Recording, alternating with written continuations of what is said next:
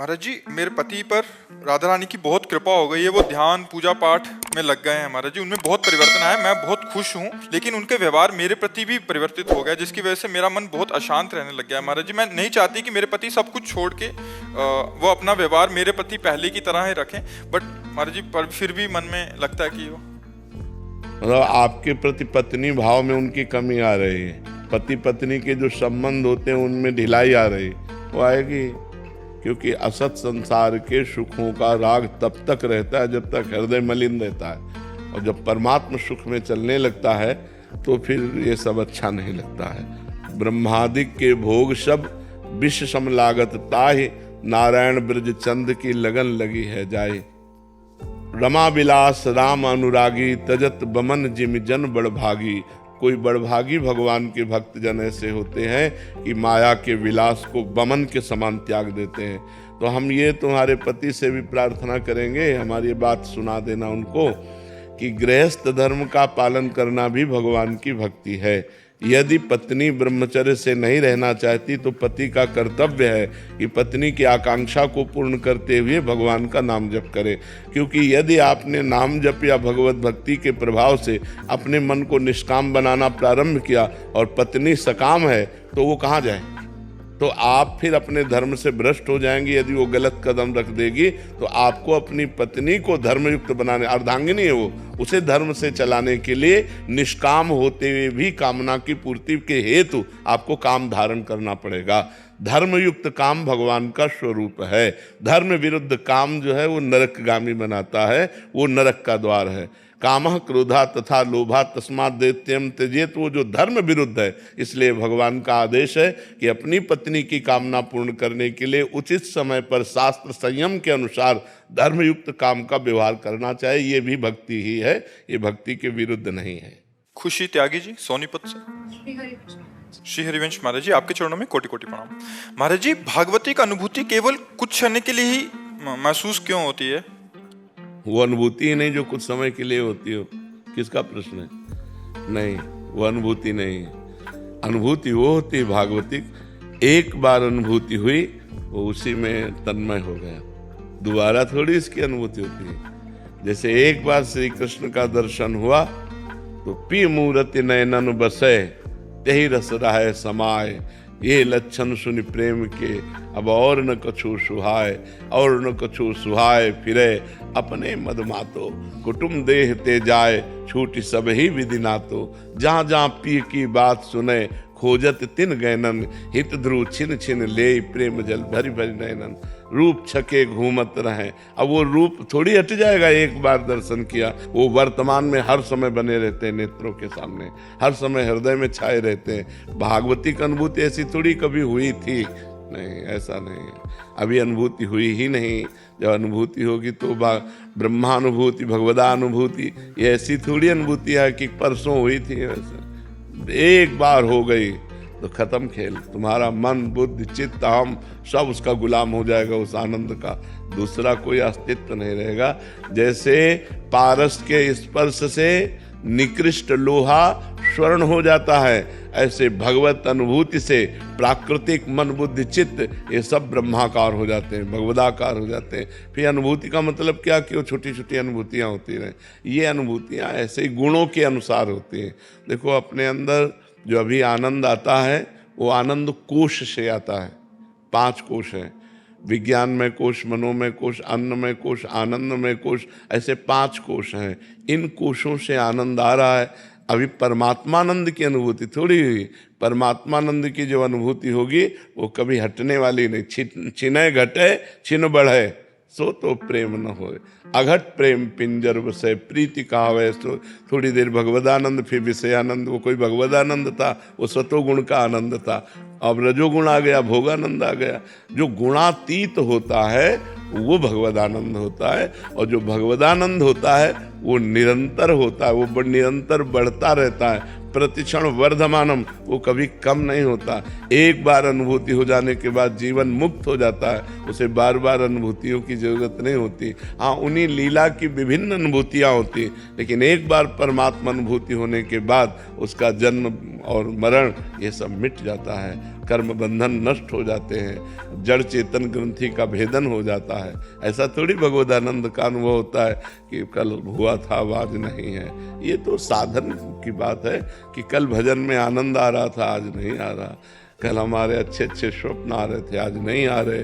तो ये सब गुण के अंतर्गत है ना, गुणातीत है भगवदानंद। जो सतोगुण रजोगुण तमोगुण जागृत स्वप्न सुषुप्ति तीनों से परे है, वो तुरीय तत्व परमात्मा आनंद है। आदित्य कुमार मिश्रा जी, गोकर्णनाथ। श्री हरिवंश। महाराज जी, जब भी हम कोई धर्म का कार्य शुरू करते हैं जो धर्म को बढ़ावा देने वाला होता है, तो भगवान हमारी परीक्षा या मुश्किल क्यों खड़ी कर देते हैं महाराज जी? ऐसा नहीं है, हमारी मान्यता है धर्म का कार्य है ही अधर्म से लड़ते हुए जाना। धर्म का कार्य केवल ऐसा थोड़ी कि खाली रास्ता है, तुम उसको कहते हो समस्या, समस्या नहीं, वो रास्ता ही ऐसा है। धर्म के रास्ते पे जब अब चला जाता है तो अधर्म के रोड़े पड़े होते हैं, उनको हटाते हुए जाना पड़ेगा, वही मुश्किल है। तो इसीलिए लोग अधर्म का मार्ग सहज में चल रहे, धर्म का मार्ग ऐसे है, अधर्म का मार्ग ऐसे। नीचे उतरने में कोई परेशानी नहीं, ऊपर चढ़ने में परेशानी है। तो धर्मात्मा तो वही जो परेशानियों को रौंदता हुआ बढ़ जाए। धर्मात्मा का मतलब थोड़ी है कि फूलों पे चलना है। धर्म तो कठोरता पूर्वक अपने को, चाहे दुख मिले सुख मिले, निंदा मिले अपमान मिले स्तुति मिले, जैसी भी परिस्थिति हो, मैं धर्म से नहीं डरूं। देखो, धर्म का पालन करने के लिए महाराज युधिष्ठिर को 12 वर्ष का वनवास, 1 वर्ष का अज्ञातवास, कितना कष्ट सहना पड़ा, क्योंकि धर्म का मार्ग है ही अधर्म से लड़ते हुए जाना। और अधर्म कष्ट पहुंचाएगा और वो उससे सहता हुआ बढ़ेगा, तभी तो धर्म कहा जाता है। तो इसमें परेशानी क्या है? महाराज जी, निरंतर परेशानियां आती ही जाती हैं। नहीं तो निरंतर संसार परेशानीमय है, दुखालयम अशाश्वतम। मान लो शरीर है, ये 2 कर्मों से बना है, पाप और पुण्य। तो पाप का जब फल आएगा तो दुख आएगा, और जब पुण्य का फल आएगा तो सुख आएगा। ऐसा कोई कह ही नहीं सकता कि निरंतर मुझे दुख रहता है, ऐसा कोई नहीं रहता है। समस्याएं जैसे जो तो समस्याओं से लड़ना ही तो धर्म है, और किसे धर्म कहते हैं? लड़ तो रहे हैं, तो फिर परेशान मत हो, ये कमजोरी है आपकी, आपके अंदर उत्साह आना चाहिए। नहीं, हार तो नहीं मानता, ना हार मानना है और ना निराश होना है। निराश भी नहीं होना, उसके विषय में संशय भी नहीं करना। देखो, अगर धर्म का मार्ग सहज होता तो सब लोग चल देते ना।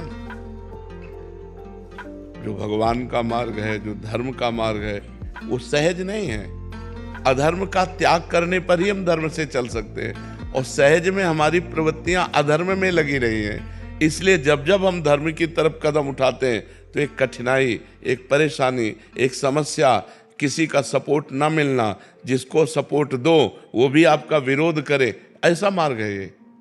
इसीलिए लोग हार जाते हैं कि यार कम से कम हम आपका हित कर रहे हैं, आपका मंगल कर रहे हैं, तो आप हमारा बुरा तो न करो, थैंक यू न बोलो तो बुरा भी तो न करो। लेकिन ऐसा नहीं, वो बुरा करेगा और फिर आपको धर्म में चलना, तभी तो धर्मात्मा हो। तभी तो कहा जाता है वाह कि आपने उसको उठाया और वो उठकर आपको गिराने की चेष्टा कर रहा है, फिर भी आप उसका बुरा नहीं कर रहे और संभल कर चल रहे, तभी आप धर्मात्मा कहे जाएंगे। इसलिए धैर्य पूर्वक चलो, और ये धैर्य है भगवान नाम। जितना नाम जप करोगे उतने आप धर्मात्मा पुरुष बनोगे। महात्मा धर्मात्मा वही होता है जो भगवान से जुड़ा रहता है। जो भगवान से नहीं जुड़ेगा वो धर्म में नहीं चल पाएगा, वो भगवत मार्ग में नहीं चल पाएगा, क्योंकि इसमें बहुत बड़ी हिम्मत चाहिए ना, बहुत सहनशीलता चाहिए। ये कोई हंसी खेल का मार्ग तो है नहीं। पक्का समझो, धर्म का मार्ग ऐसा है कि एक आदमी गिर रहा है, आप उठा रहे हो और वो उठ के खड़ा होकर आपको ही पीटेगा, और आपको चुपचाप सह करके उसको पीटना नहीं है, क्योंकि पक्का विश्वास रखना मेरी गलती नहीं है, मैंने इस गिरे हुए को उठाया है, अभी अपने स्वभाववश मुझे पीट रहा है, इसलिए इसको भी नहीं पीटना है और मुझे निकल जाना है। ये बहुत बड़ी बात है, ये बहुत बड़ी बात, तभी तो उसकी जय बोली जाती है। ऐसे थोड़ी जय बोली, धर्मात्माओं की जय बोली जाती है। समझ पा रहे ना आप जी?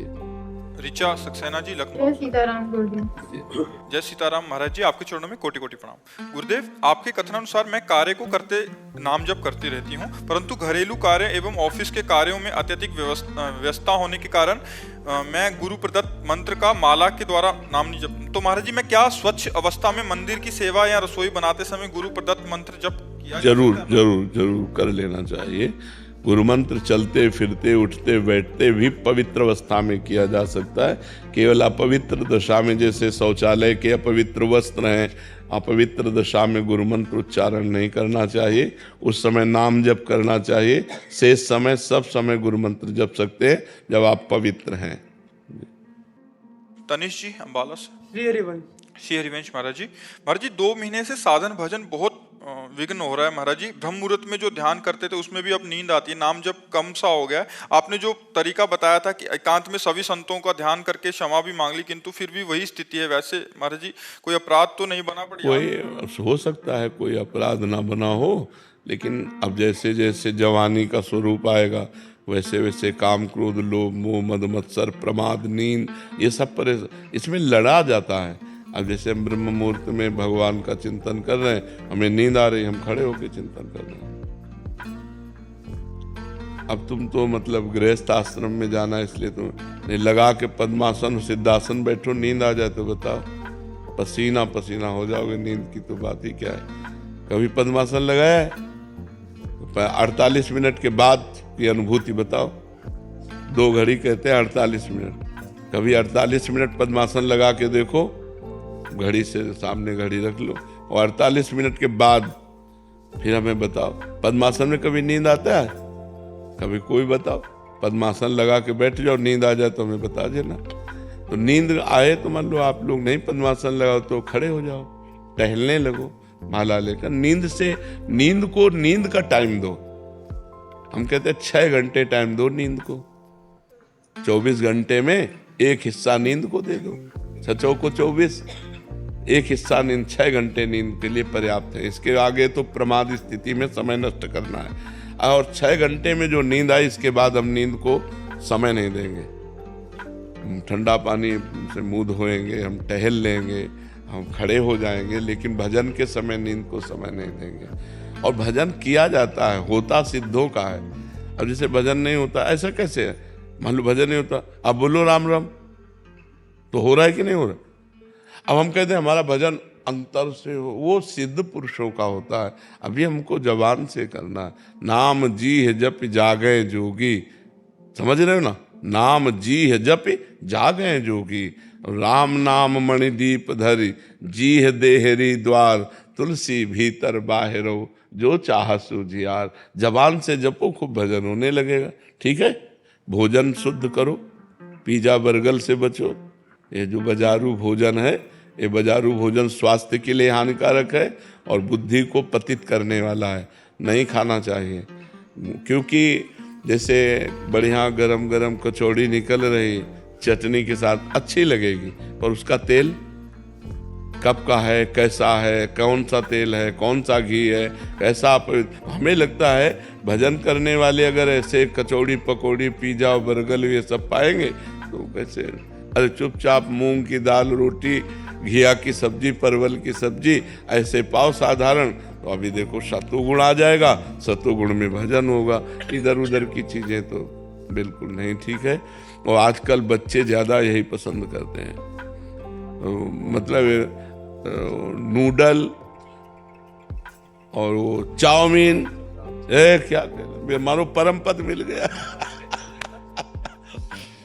तो ये चीजें, अच्छा हम देहात में पैदा हुए तो जिंदगी में इनके नाम ही नहीं सुना था।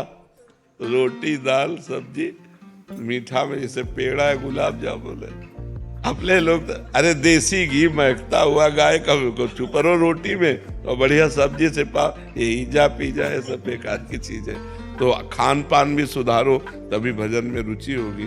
ठीक है? धर्मपाल जी दिल्ली से। राधे राधे महाराज जी। महाराज जी, प्रेम किससे होता है? प्रेम क्या है? मुझे कैसे पता चलेगा मुझ में प्रेम बढ़ रहा है? शायद दिल को कोई मसला करे, इसको ही इश्क कहते हो। अपने प्यारे की याद में एक दिल की, जो मैं ऐसा जानती, प्रीत किए दुख होए, नगर ढिंढोरा पीटती, अजी प्रीति न करियो कोई। भगवान के लिए ही प्रीति शब्द सार्थक है। संसार में तो सब लोग किए हुए हैं, हाथ कुछ नहीं लगता। प्रीति की सार्थकता, प्रेम शब्द की सार्थकता भगवान पर है।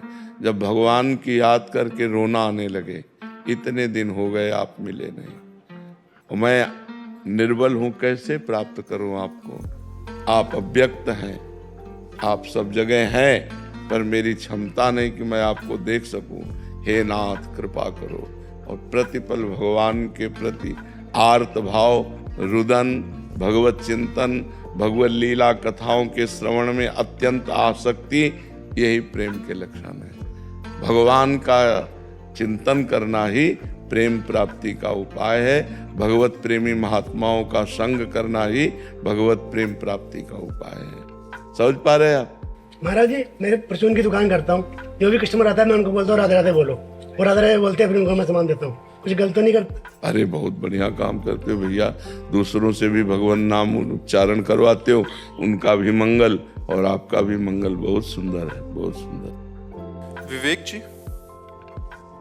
राधे राधे। स्वामी जी, स्वामी जी, कहा जाता है कि आत्मा और अकाल मृत्यु वाले लोग को मुक्ति नहीं मिलती और आत्मा भटकती रहती है। महाराज जी, मेरा प्रश्न है कि अगर ऐसा है तो परिवार के लोग उस आत्मा की शांति और मुक्ति मिले उसको, उसके लिए हमें क्या करना चाहिए? श्रीमद् भागवत का सप्ताह पारायण, भगवान नाम कीर्तन, साधु समाज को भोज भंडारा और ये सारे पुण्य उस जीवात्मा को दे दिए जाएं तो जीवन मुक्तता की तरफ आगे बढ़ेगा। नहीं तो आत्महनन, आत्महत्या करने वाले को और जो महत पाप करने वाले जन हैं, इनकी अधोगति होती है। प्रेत योनि आदि को ये प्राप्त होते हैं। तो अगर इनके लिए धार्मिक कृत्य ना किए जाएं तो पता नहीं कितने कल्प इनको भटकना पड़ेगा। तो इसलिए परिवार वालों को चाहिए कि धर्म ग्रंथों का पाठ रखवावें, धर्म ग्रंथों का गायन करवावें, साधु समाज की सेवा करें, भगवान नाम जप करके उस जीवात्मा को दे, तो उसके फल के रूप में वो फिर अपने पाप से मुक्त होकर के आगामी योनियों को प्राप्त हो जाएगा। तो ये करना चाहिए। श्रीमद् भागवत का पाठ कराना चाहिए। श्रीमद् भागवत में महात्म्य में आता है कि एक धुंधकारी नाम का आदमी जो था, वो बड़ा पापी था। कई वैश्याओं से संसर्ग करता था, हिंसा करता था, चोरी करता था। तो एक दिन वो कहीं राज खजाने से चोरी करके लाया, तो वैश्याओं ने सोचा कि अगर हम इसको मारती नहीं हैं तो एक दिन राज कर्मचारी सब धन पकड़ के ले जाएंगे, हमको भी पकड़ के ले जाएंगे, और ये मारा जाएगा तो मारा जाना निश्चित है। तो उन पांचों वैश्याओं ने उसे बांध दिया सोते हुए, और उसके मुख में आग के अंगारे रखे, फिर भी नहीं मरा। तो गला घोट करके किसी तरह उसको मारा। तो वो अधोगति को प्राप्त होकर प्रेत योनि को प्राप्त हुआ, भयंकर प्रेत। तो उनके एक भाई थे गोकर्ण जी, बड़ी कथा है। तो गोकर्ण जी तीर्थ यात्रा करके आए हुए थे, घर में शयन कर रहे थे, तो कभी भेड़ा बन जाता, कभी सिंह बन जाता, कभी इंद्र बन जाता। तो उनका ये विपरीत दशा को प्राप्त हुआ। कोई देव तो है नहीं, ये प्रेत है। तब पूछा तुम कौन हो? उसकी बोलने की सामर्थ्य नहीं थी। तो उन्होंने गायत्री मंत्र जप करके जब उस पर जल छिड़का तो उसके पाप थोड़े नष्ट हुए। तो वो बोला, मैं तुम्हारा भाई धुंधकारी हूँ, पाप करने के कारण मैं प्रेत योनि को प्राप्त हो गया हूँ। उनका तुम्हारे लिए तो मैंने पिंडदान किया है। बोले, उससे मेरा कल्याण होने वाला नहीं। तब गोकर्ण जी ने भगवान सूर्य से पूछा, तो भगवान सूर्य ने श्रीमद् भागवत महापुराण बताया। तो 7 दिन में श्रीमद् भागवत के श्रवण मात्र से धुंधकारी प्रेत योनि से मुक्त होकर भगवान के पार्षद स्वरूप को प्राप्त हुआ, और सबके बीच में विमान आया और बैठकर भगवान के धाम को गया। तो जो अधोगति को प्राप्त जीव हैं, उनके कल्याण के लिए श्रीमद् भागवत, भगवान नाम कीर्तन, साधु सेवा, नाम जप, ये करके उसको प्रदान किया जाए तो उसका कल्याण निश्चित हो जाएगा, निश्चित। मीत राव जी, श्री राधा वल्लभ श्री हरिवंश महाराज जी, आपके चरणों में कोटि कोटि प्रणाम। महाराज जी, सत्संग में एक बार सुना था कि जो दीन है वही अनन्य है, जो अनन्य है वही दीन है। महाराज जी, दीन का तात्पर्य होता है अहंकार रहित पुरुष। दीन कोई गरीबी को नहीं कहते। जो ये दैन्य शब्द है, अहंकार रहित। भक्तों में बड़ी दीनता देखी जाती है, विनम्रता देखी जाती है, बड़ी शालीनता देखी जाती है, गंभीरता देखी जाती है। वो अहंकार रहित होते हैं। ये अहंकार ही सृष्टि का मूल है, जो हमें अज्ञान में फंसाकर, देह भाव में फंसाकर नाना प्रकार के कर्म करवाता है। संस्कृति मूल शूल प्रद नाना, सकल शोकदायक अभिमाना। ये समस्त दुखों को देने वाला अभिमान, जैसे मैं पुरुष हूँ, मैं धनवान हूँ, मैं विद्वान हूँ, मैं कुलवान हूँ, बहुत प्रकार का अभिमान होता है। ये अभिमान ही दुख देने वाला है। अगर ये अभिमान भगवान की कृपा से नष्ट हो जाए तो उस स्थिति का नाम दैन्य है। यही दरबार दीन को आदर रीति सदा चली आई। दीनता, कोई अभिमान नहीं, अपने को सबसे छोटा समझना। तो ये दीनता भगवान के भजन से, शास्त्र स्वाध्याय से जब ज्ञान प्रकट होता है तब आती है कि सब में वही राम रमा हुआ है, किससे अभिमान करें। यहाँ भी वही है, सब में वही रमा हुआ है, इसलिए वो दैन्य हो जाता है, अहंकार नष्ट हो जाता है। जब हम दूसरे को देखते हैं तब अहंकार आता है, जब अपने इष्ट को देखते हैं तो अहंकार नष्ट हो जाता है। तो इष्टाकार वृत्ति, भगवदाकार वृत्ति, ये ब्रह्माकार वृत्ति, ये भजन से आती। जितना नाम जप करोगे उतना ही आपके अंदर शुद्ध ज्ञान होगा, और जितना शुद्ध ज्ञान होगा तब उतना अहंकार नष्ट होता चला जाएगा। अहंकार नष्ट हुआ पूरा कि आप जीवन मुक्त हो गए। और उसी अहंकार की नष्ट स्थिति का नाम दैन्यता है। दैन्यम, दीनता। जो भक्ति में वह दीनता, सबके प्रति प्रिय भाव, मधुर भाव, अपने को सबसे तृणादपि सुनीचेन तरोर्यु सहिष्णुना अमानिना मान देन कीर्तनिया सदाहरि। अपने को सबसे तृण से भी नीच समझना और वृक्ष के समान सहनशील होना, दूसरों को मान देना, दूसरों से मान न चाहना, ये भजन करने वालों के अंदर दीनता होती है। तृणादपि सुनीचेन तरोर्यु सहिष्णुना। सबहि मान प्रद आप अमानी। सबको मान देते हैं, लेकिन अगर उनको कोई प्रणाम या मान देने लगे तो मैं योग्य नहीं हूं, ऐसा उनके नहीं। सबहि मान प्रद आप अमानी। ऐसे प्राणी जगत को पावन करने वाले होते हैं, जिनके अंदर ये दीनता आ जाती है कि मैं तो किसी योग्य नहीं, अधम जीव हूँ, सब में मेरा प्रभु विराजमान है। सबसे झुक के रहना, ये दीन भाव भक्तों में देखा गया है। बहुत प्रिय भाव, बहुत मधुर भाव, सबको सम्मान देना, आप अमानी रहना, अहंकार रहित, ये भागवतिक गुण है।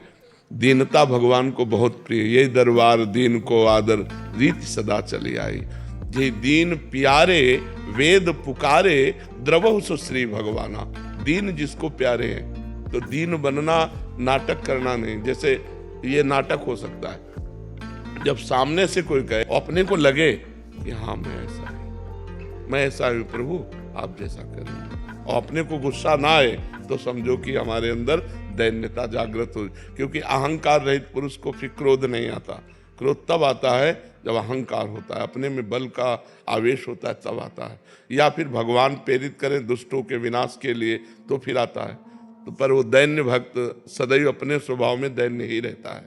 जी। अभिनय त्यागी जी, राधे राधे महाराज जी। महाराज जी, जैसे आप कहते हैं कि गुरु प्रकट रूप में होना चाहिए, साधारण नाम लेने में और गुरु प्रदत्त नाम लेने में फर्क होता है। महाराज जी, आपके श्रीमुख से सुना है कि जैसे कि एक हमारी सामने से गुरु की दृष्टि पढ़ना और एक सुन के पढ़ना, तो महाराज जी जो व्यक्ति आपके सामने संभव नहीं है, उसको अपने गुरु रूप में स्वीकार कर लिया है, तो उस आप कैसे शिष्य या वो कैसे? आज्ञा पालन करना ही गुरु को स्वीकार करना है। जो सत्संग सुना जा रहा है, यदि उसका हम आचरण करें तो हमारे अंदर गुरु भक्ति सुदृढ़ हो जाएगी। लेकिन हम बिना दर्शन के, बिना मिले, बिना संग के हम कैसे उस उन्नति को प्राप्त हो सकते हैं? एक बार हमें गुरु चरणों में समर्पित होना चाहिए, एक बार हमें गुरु संग करना चाहिए। बिना संग भजन न होई संग बिन, और भजन बिना नहीं प्रेम, छिन्हु भजन छाड़िए धरिए अध्रु नेम। ऐसे बात नहीं बनती। गाइड को साथ लेके चला जाता है।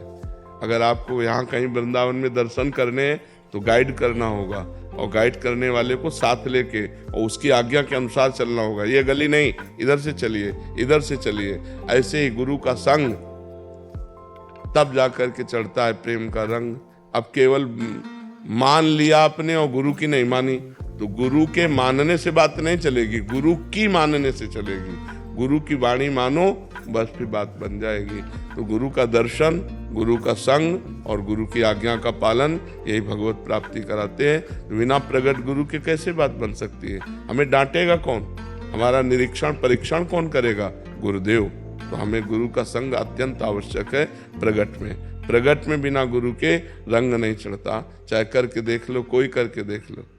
महाराज जी, जैसे आपके हजारों शिष्य हैं महाराज जी, तो प्रगट में महाराज जी हर एक को आपका संग तो हाँ, तो प्रगट में दर्शन करना, हम कहते हैं महीने 2 महीने 4 महीने में आओ, इसके बाद मोबाइल से सत्संग सुनते रहो, आज्ञा का पालन करो, कनेक्शन बनाए रखो। अगर कनेक्शन बनाए न रखे तो केवल मानने मात्र से थोड़ी बात हो जाए। अंदर जो जलन होती है महाराज जी, वो भी डांट ही होती है। और क्या, गुरुदेव का अगर आप पूर्ण रूप से अनुशासन स्वीकार करेंगे तो थोड़ी भी गलती आपके हृदय को जलाएगी, आपका सुधार करेगी, आपको गलतियों से बचा करके सतमार्ग में चलाएगी। तो गुरु का सानिध्य तो अत्यंत आवश्यक है। गुरु के दरबार में जाना, मत्था टेकना, उनके चरणों में बैठना, उनकी चरण रज लगाना, इसी से तो हमें सामर्थ्य आएगी उनकी आज्ञा का पालन करने की। अगर हम उनका संग न करें तो मनमानी आचरणों, हवा इतनी गंदी चल रही माया की कि आप देखो, इधर से निकलो बाहर देखो उसका क्या रंग चढ़ता है। अब यहाँ आके बैठे हो तो यहाँ का क्या रंग चढ़ता है, आप देखो यहाँ कैसा आपको अनुभव हो रहा है और बाहर कैसा अनुभव हो रहा है। तो मोबाइल भी चार्ज करना पड़ता है, नहीं चार्ज करना पड़ता? तो ऐसे महीना 2 महीना में अपने को चार्ज करते रहो, किसका प्रश्न है? हाँ, गुरुदेव के दर्शन करना, इससे हम चार्ज होते हैं, हमारे अंदर पावर आता है। ऐसा थोड़ी मोबाइल से और प्रगट से अंतर है। मोबाइल से पावर थोड़ी आएगा, मोबाइल से तो जो तुम पकड़ पाओ सो पकड़ पाओ, और यहाँ तुमको पकड़ाया जाएगा, यहाँ तुम्हारे अंदर पावर जाएगा। दर्शन, स्पर्श, संभाषण, वो परमाणु प्राप्त होते हैं। इसलिए प्रगट में गुरु के सानिध्य की विशेष आवश्यकता है। अंशुल त्यागी जी। राधा राधा राधे राधे महाराज जी। महाराज जी, मेरा सवाल है कि कई बार इंसान की जिंदगी में अचानक बहुत सारी जिम्मेदारियां आ जाती हैं, जिसके चलते सब भूलकर बस पैसा कमाना, परिवार चलाने में लग जाता है। ऐसे में अब उस व्यक्ति को कैसे भगवत प्राप्ति होगी और कैसे वो इस मार्ग पे आगे बढ़ सकता है? परिवार के सदस्यों को भगवान का स्वरूप समझो, उसमें भगवान है ना। बिना भगवान के कोई एक कदम भी नहीं चल सकता। भगवान पावर है, जैसे आपके अंदर है ना, तो आपका जो ढांचा है ये आप नहीं है। मनुष्य शरीर रूपी ढांचा आप नहीं है। इसमें परमात्मा का पावर जो है, वही चलन फिलन डुलन हलन, अगर वो ना हो तो इसका बड़ा अनादर किया जाता है। शरीर को गाड़ दिया जाता है, फेंक दिया जाता है, जला दिया जाता है, नहीं कर दिया जाता। तो परिवार में जो हमारी पत्नी है, जो हमारे पुत्र हैं, जो हमारी बेटी है, जो हमारे परिवार के जन हैं, वो हमारे भगवान उनमें विराजमान है। नाथ सकल संपदा तुम्हारी, मैं सेवक समेत सुतनारी। और उनकी सेवा के लिए, जैसे हम मंदिर में भगवान की सेवा करते हैं, ऐसे तुम पत्नी में, पुत्र में, माता पिता में, बेटी में, परिवार में भगवान की भावना करो और खूब मेहनत से धन कमाने की चेष्टा करो। प्रारब्ध के अनुसार धन आता है, अपनी चेष्टा के अनुसार नहीं आता। कोई बहुत मेहनत करते हैं, बहुत थोड़ा लाभ होता है। कोई बहुत कम मेहनत करते हैं, बहुत लाभ होता है। कोई बहुत कम दिमाग के होते हैं लेकिन करोड़ों पर खेलते हैं। कोई बहुत दिमाग वाले होते हैं लेकिन खाने को भी नहीं होता। इसमें पूर्व का प्रारब्ध काम करता है। तो नाम जप तो कर सकते हैं ना, राधा राधा रटते हुए, अंदर राधा राधा जपते हुए हम कोई भी कार्य करें, और जो कार्य करें वो भगवान को समर्पित कर दें, और जिनके लिए कार्य कर रहे हैं वो सब भगवान के ही स्वरूप हैं, ऐसा माने तो गृहस्थी में रहते हुए भगवत प्राप्ति हो जाए। है कठिन है ना, सबको भगवान मानना कठिन है नहीं, और भगवान है मानना क्या, सब में भगवान है। पावर तो वही है, उनके बिना कोई एक कदम नहीं चल सकता, एक पलक नहीं झपक सकती, वही तो विराजमान है अंदर। देखो ना, नाचते नाचते लोग मर जाते हैं, भगवान अंतर ध्यान हो गए तो ढनंग गया शरीर। अभी नाच रहा था, अभी ढनंग गया। तो हमें विचार करना है कि सब में भगवान विराजमान है।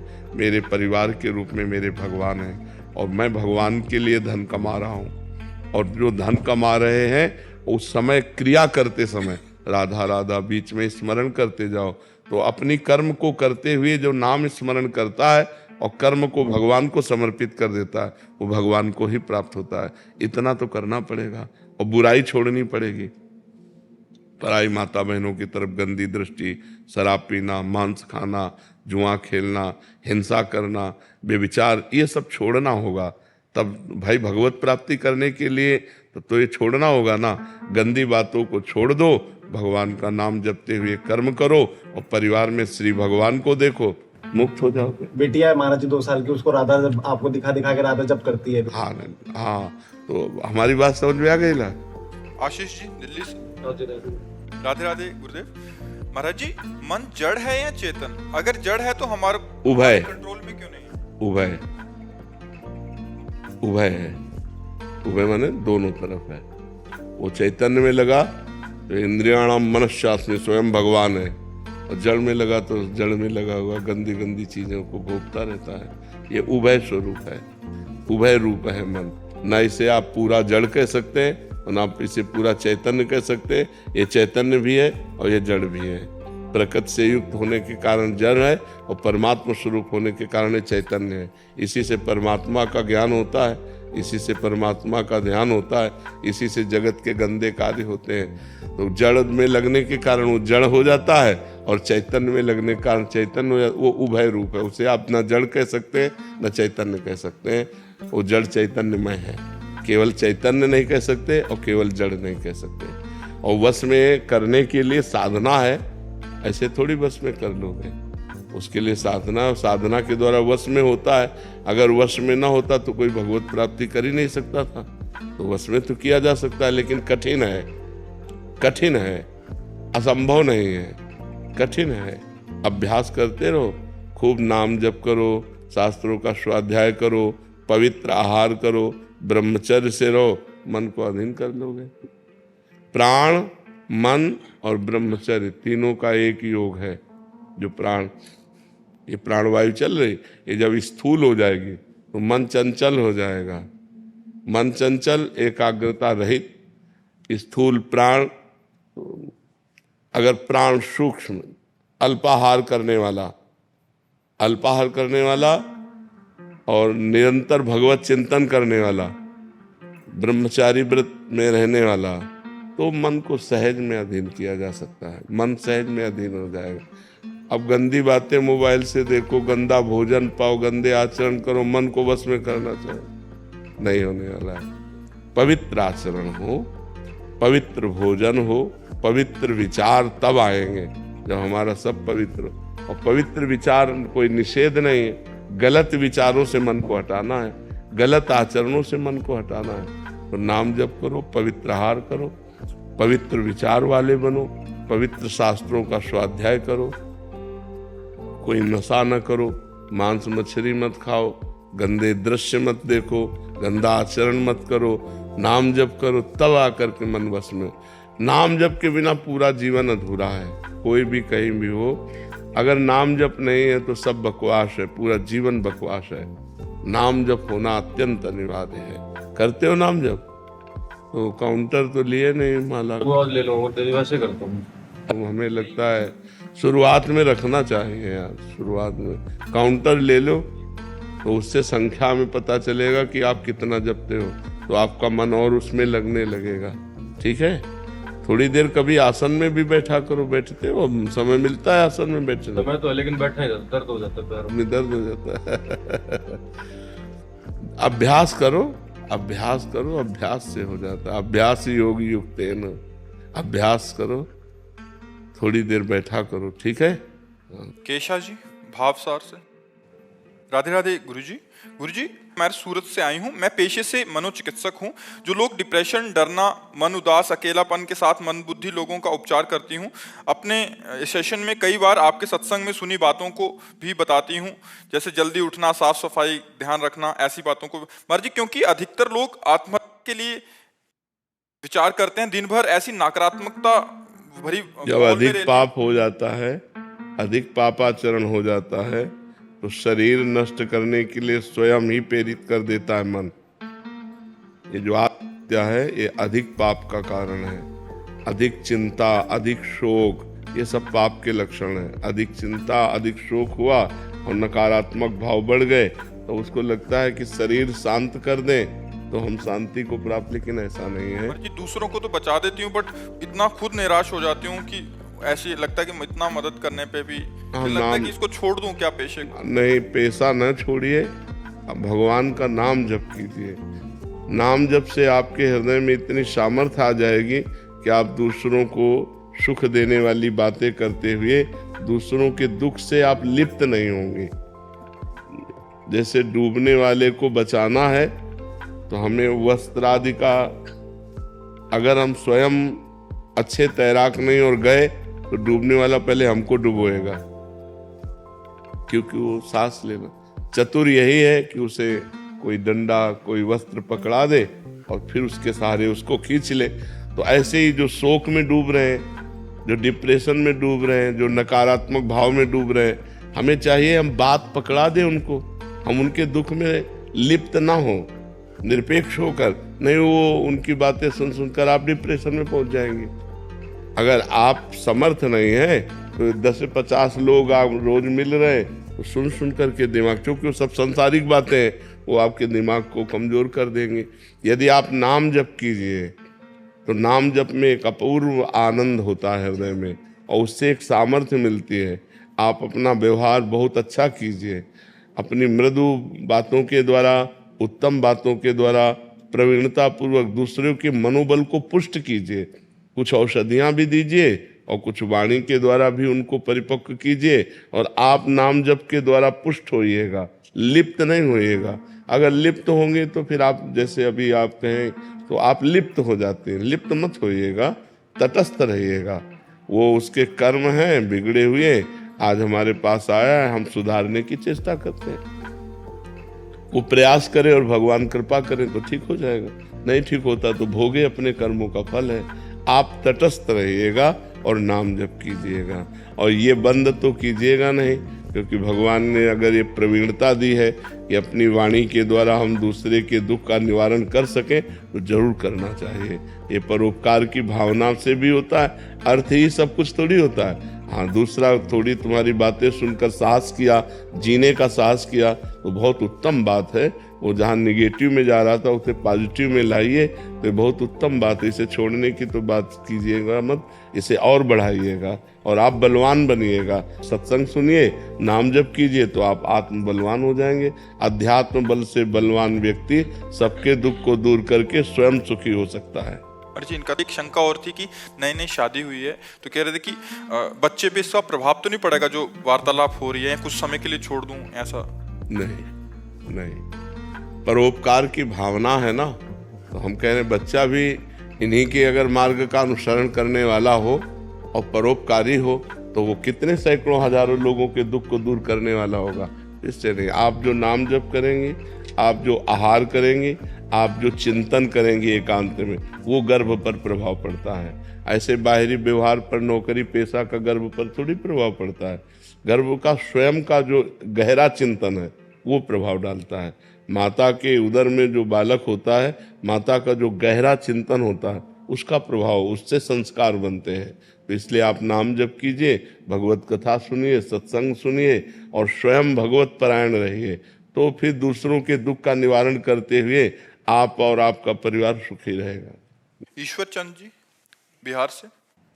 श्री हरिवंश महाराज जी, महाराज जी आपके चरणों में कोटि कोटि प्रणाम। महाराज जी आपके आशीर्वाद से नाम का महत्व समझने लगा हूँ। सुना या पढ़ा था पहले भी, पर समझा अभी हूँ आपकी कृपा से। महाराज जी, प्रश्न है कि विचारधारा और जीवन शैली के इस परिपक्व स्तर में पहुंचकर ग्रस्त जीवन जीते हुए संसार रूपी तालाब के राग, द्वेष, लोभ, मद, मोह, मत्सर रूपी जल से स्वयं को कैसे अछूता रखूं, जबकि अभी तक इसी में अटका डूबा हुआ हूँ। महाराज जी, जब आपको ये ज्ञान है कि ये राग है, ये द्वेष है, ये छल है, ये कपट है, तो उसके त्याग की सामर्थ्य भी तो है ना। ज्ञान में सामर्थ्य भी होती है। जब हमको पता है कि राग है, इसमें बंद करके जन्म मृत्यु के चक्कर में फंसा जाता है, राग से ही द्वेष उत्पन्न होता है, तो हम भगवान नाम जप करते हुए राग द्वेष रहित क्यों नहीं होते? होना तो आपको ही पड़ेगा। हम इसे पकड़े, अब हमें कोई छुटावे तो ये थोड़ी हमें पकड़े, हमने पकड़ा है। ऐसे ही राग हमने किया है, कोई हमसे राग कर रहा है क्या? हम राग किए हुए हैं, हम ही द्वेष कर रहे हैं, हम ही बंधे हुए हैं और हम ही कह रहे हैं हम ही बंधे हुए हैं, कोई छुड़ा दे। एक संत ऐसे आम के पेड़ को कस के पकड़ लिया, एक राजा से कहा मुझे छुड़ा दो, आप बहुत बलशाली हो। और तो हंसने लगे, महाराज आपने पकड़ा है, आप ही छोड़ो। तो बोले हाँ, इस माया को तू ही पकड़े, तेरे को ही छोड़ना पड़ेगा। कहीं माया नहीं पकड़े, कहाँ पकड़े मैं बता। ये माया रूपी शरीर है, इसी को मैं मान लिया, मैं मान लिया, इसी से राग द्वेष होने लगे। अगर हम प्रशांत आत्मा राग द्वेष रहित हो जाए तो अभी अंतःकरण शांत हो जाए। अंतःकरण में जो चिंता भय शोक है ना, प्रशांत आत्मा विगतभिर ब्रह्मचारी व्रति स्थित है। जो अपनी हर इंद्री को ब्रह्मचर्य से रखता है, राग द्वेष रहित अंतःकरण है, जो भय रहित है, वो परमात्मा को प्राप्त है। तो परमात्मा को यदि प्राप्त करना है तो नाम जपते हुए हमको राग द्वेष रहित होना, अपने हृदय को शांत रखना है। यहाँ सब इंद्रजाल है, माया का छल कपट चल रहा है। भगवान को देखो तो कहीं कुछ नहीं है, भगवान को नहीं देखा तो सब माया ही माया है। दो ही हैं, एक भगवान की माया। माया का त्रिगुण रूप है, सतोगुण रजोगुण तमोगुण, उसी का प्रभाव चलता रहता है। तो हमें चाहिए कि भगवान नाम जप के प्रभाव से हम राग द्वेष रहित स्वयं हो। सामने में जब हम भगवान देखकर बर्ताव करेंगे तो राग द्वेष नहीं होगा। अपने भगवान से हम द्वेष करेंगे क्या? और सामने भगवान है तो प्रेम होगा, राग नहीं होगा। राग बंधन कारक है, राग द्वंद्व के अंतर्गत आता है। राग का द्वंद्व द्वेष है। जैसे जय का पराजय है, मान का अपमान, तो राग का द्वेष है। तो राग द्वेष रहित, मान प्रतिष्ठा की भावना रहित जो हृदय होता है वो शांत होता है। जो भगवान से चित्त को जोड़े होता है वो भय रहित होता है। भय, मैं शरीर हूं, ये जितना भाव दृढ़ रहेगा उतना भय होता रहेगा। और भगवान मेरे हैं, ये भाव जितना दृढ़ होगा उतने निर्भय होते चले जाओगे। और हर इंद्री का ब्रह्मचर्य चाहिए, हर इंद्री का ब्रह्मचर्य, तब वो भगवान को प्राप्त होता है, तब उसे भगवदानंद की प्राप्ति होती है। शब्द स्पर्श रूप रस गंध, 5 ज्ञानेंद्रियों के द्वारा जो भोगा जाता है, ये शास्त्र धर्म युक्त भोगा जाए और खूब नाम जप किया जाए तो भगवान की प्राप्ति हो जाए। पर यहाँ तो मनमानी सब चल रहा है, शास्त्र के अनुसार कहाँ चल रहा है। तस्मात् शास्त्रम प्रमाणम ते कार्याकार्यो व्यवस्थितो। कार्य और अकार्य की जो शास्त्र ने व्यवस्था की, कौन मान रहा है? जो मान रहा है वो आनंद को प्राप्त हो रहा है, जो नहीं मान रहा है वो चिंता भय शोक को प्राप्त हो रहा है। इसलिए छूटना हम ही को है, अपने द्वारा अपना उद्धार करना है। कोई अपना उद्धार नहीं कर सकता, कोई दूसरा अपना उद्धार नहीं कर सकता, अपने द्वारा अपना उद्धार करना है। हम जो सुना, हम जो पढ़ा, उसे अपने जीवन में उतारे और खूब नाम जप करें, भगवान की प्राप्ति हो जाएगी। समझ पा रहे हैं आप?